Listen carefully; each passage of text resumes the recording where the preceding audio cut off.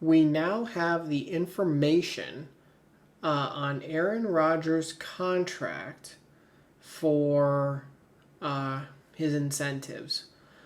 We knew that it was $5.85 million in incentives, but we had no idea what they were exactly. We knew that they were based on playtime and team performance. That's what was reported. So now we got that information.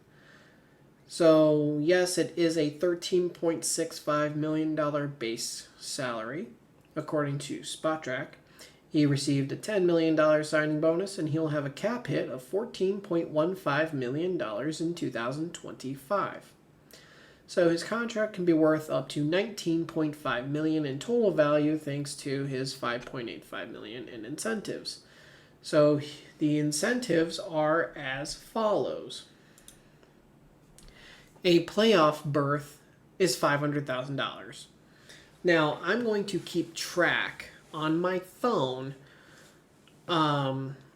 what the likelihood of his contract would be, because I estimated when I talked about this, when did I talk about it?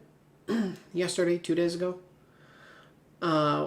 When I gave the likelihood of what his contract is actually going to be, because I highly doubted he would hit all $5.85 million in incentives. I said it's probably going to be close to a total value of about $15 million. So basically, less than $1.5 million in incentives, right?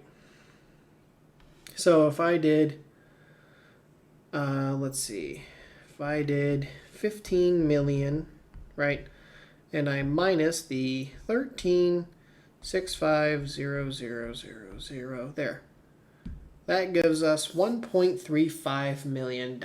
That's what we have to hit, right, in order to be, and even if we're close, or if we exceed that a little bit, I just want to know what the likelihood of what his total take home before taxes, agent, all that stuff would be.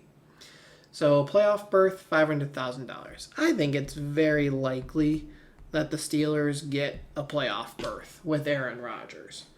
I think I projected 9 wins with Aaron, which if they get 10, 9 would be tough to get you in the playoffs. 10, you got a good chance, and if you win 11, you're good. You're very likely in the playoffs with 11 wins.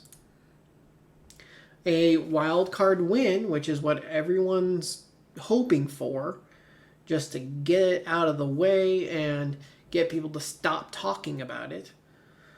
It would be $600,000. I don't know if this is super likely. I'm not going to add it towards this total that we're trying to get to, but I think it's still possible. Let's say it depends on how well he plays throughout the year. Injuries to other teams, all of that stuff plays a factor. Divisional round win looks like $750,000. If I don't think a wild card win is likely, divisional would be even less likely. He gets $1 million for winning the conference championship. If he wins the Super Bowl, he gets $1.5 million. And if he's the league MVP, he gets $1.5 million. Oh, so there is nothing about actual play time in here. So that was inaccurate. There is nothing about play time. So let's see, 1.5, that's 3. 1 is 4. 4.5, 5.1. Yep, $5.85 million. That all equals. The maths. Sorry. Let's see. I'm trying to get something on my iPad to start loading. So, yeah, the maths. So there is no playtime. If he gets hurt 4 plays in like he did with the Jets, there's no money he's missing out on by not hitting a playtime. So, in reality, he's probably going to get anywhere between $500,000 and probably $1.1 million.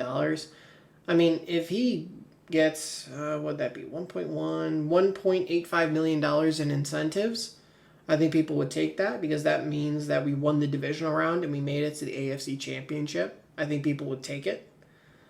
Let's see. So if it's 5.85, 4.4, I want Aaron to make $4.35 million in incentives. That would mean playoff berth. Now, if the Steelers happen to be the number one seed, I'm sure that the $600,000 is like automatically given, just because it's like, well, we couldn't play the wild card game. We're the number one seed. So I'm sure by some miracle, if they're the number one seed, I'm sure he just automatically gets the $600,000. So, but yeah, if he gets 4.35 million, that would, if he earns all 5.85 million, great. But I want the playoff berth, wild card win, divisional win, conference championship win, and Super Bowl win. If he can make that 4.35 million, I'm good. But like I said, likelihood. So in all likelihood, if he's only gonna make, let's say at most he makes 1.1 million by winning the wild card round. So at 13.65, you add 1.1.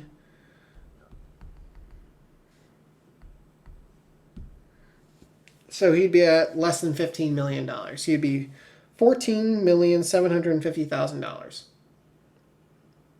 That's where he'd be. And then if by some miracle, let's just say we win the divisional round and we make it to the AFC Championship, that's $15.5 million. Make it to the Super Bowl, that's $16.5 million. And win the Super Bowl, $18 million for a quarterback to take you to the Super Bowl and win it. I'd take it. Like, if $18 million got you a Super Bowl, I'm sure anyone would take it. So that is, that's the terms of his incentives. No play time, like what was reported. It's all based on team performance. No individual performance, no touchdowns, no less than blank interceptions, no accuracy percentage, touchdown interception ratio, nothing. It's not just based off wins. In all reality, it's not just wins. Like, it's like, oh, you get, $250,000 per win. Like, no. Like, get us to the playoffs and let's win some fucking playoff games. That's what these incentives are. Get us to the playoffs and let's win some playoff games. And you know what? If you win a league MVP along the way, great. But if he has a great year and we don't make the playoffs, I don't know if we've ever had a league MVP not make the playoffs. And if we have, when it was. But it's very unlikely that the league MVP misses the playoffs entirely. So if he has a good season but we miss the playoffs, he gets Jack Diddley squad. He gets the $13.65 million. So the Steelers, to me, are serious about not just individual success. They want team success. They want playoff wins. And they did it with Aaron's contract to show that. That's what I'm getting here. Is they're like, based on Aaron's contract, they don't care if he has some success. They want team success. They want playoff wins. Who knows? Maybe they're going to start doing that with other people's contracts, incentives for the team performance, not individual performance. And that might be just the culture they're starting to set now. Where with Kevin, it was, yeah, he's talented, but maybe he has some character issues or a little bit of immaturity. But Kevin didn't care because they were talented.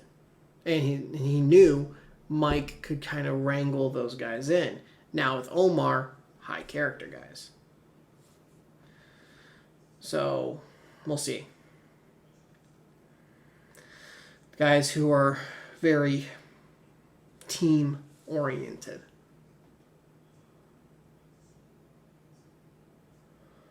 And who knows, maybe that's, and we're building the trenches, and who knows what the future will hold. Like the quarterback, maybe he'll be a very team guy. Like, you gotta wonder the difference in our GMs going from Kevin to Omar. What does that change? And also, Kevin had a bad couple last drafts, and Omar has had a couple of good first couple of drafts. I think he got his first draft. I think we technically got like the number 1 ranked draft or something like that immediately after. And even then, the second year, we were still like top 10, I think it was. And he just finished his third draft, and I don't know the ranking, but Omar has had good drafts. And if people choose not to see it, that's their fault. But people who actually do these things for jobs and rank this stuff said, no, Steelers had a good draft for those couple. And I don't even know what the 25 draft was like. So, all right. If you guys did enjoy this, please do leave a like. And if you're new to the channel, hit that subscribe button, turn notifications on. I'll see all you guys in the next video. Thanks for watching.